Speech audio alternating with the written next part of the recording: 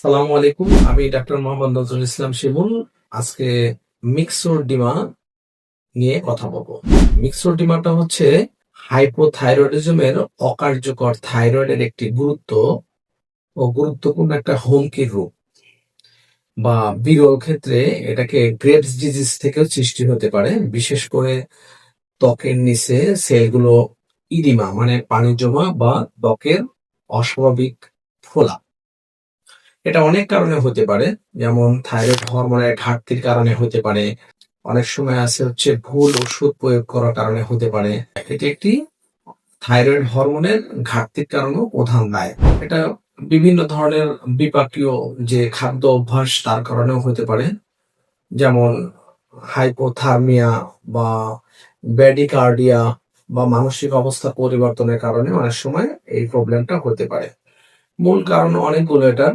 বিশেষ করে গুরুতর কারণ হচ্ছে চিকিৎসাবিহীন একটা রোগকে অনেক দিন ধরে রাখা বা আঘাতজনিত কারণে কোনো অর্গানের মধ্যে ইনফ্লামেশন হওয়া বা এরকম স্ট্রোক বা হৃদযন্ত্রের মানে বিকলতা, এরকম বিভিন্ন ধরনের অর্গান ভিত্তিক লং টাইম যদি কোনো রোগের অপচিকিৎসা বা চিকিৎসাবিহীন কারণে মিক্সোমিডিয়া হতে পারে। মিক্সোডিমা হলো এমন একটা জিনিস যেটা হচ্ছে শরীরের ইন্টারনাল ইনফ্লামেশনের কারণে ত্বকের ফোলা। সেটা সারা শরীরেও হতে পারে, চোখের নিচে হতে পারে, পায়ে হতে পারে, বিভিন্ন অর্গানে হতে পারে। বিশেষ করে অনেকটা ত্বকের পুরো মোমের মতো গর্তহীন শোথ বা মুখ, হাতে পায়ে এরকম প্রবলেম হয়। অনেক সময় স্নায়বিক অলসতা, বিভ্রান্তি, মানসিক বিকার বা অচেতন অবস্থা বা কমা গেলেও এই রোগগুলো হতে পারে। এক কথা, প্রতিনিয়ত আমাদের যে লাইফস্টাইল এবং জীবন জীবিকা সেটা যদি সঠিক না হয়, তাহলে অনেক সময় ত্বকের নিচে সেলগুলোর মধ্যে ইডিমা টাইপের মিক্সোডার্মা হতে পারে। মিক্সোডিমা কয়েকটা কারণে আমাদের বেশি হয়। সেটা হচ্ছে এখন বর্তমান যুগে বিভিন্ন ধরনের কেমিক্যাল মেডিসিন সরাসরি আমরা ইনটেক করছি, এটার কারণে একটা বড় দায়ী।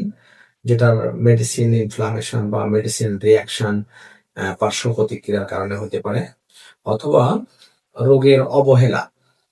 অনেকদিন ধরে রোগ হয়েছে, সে আর্থিক কারণে হোক অথবা অজ্ঞাত কারণে হোক, সে চিকিৎসা নিয়েও রোগ থেকে মুক্তি পাচ্ছে না। এটা সমাজে একটা বড় ধরনের প্রবলেম রয়েছে।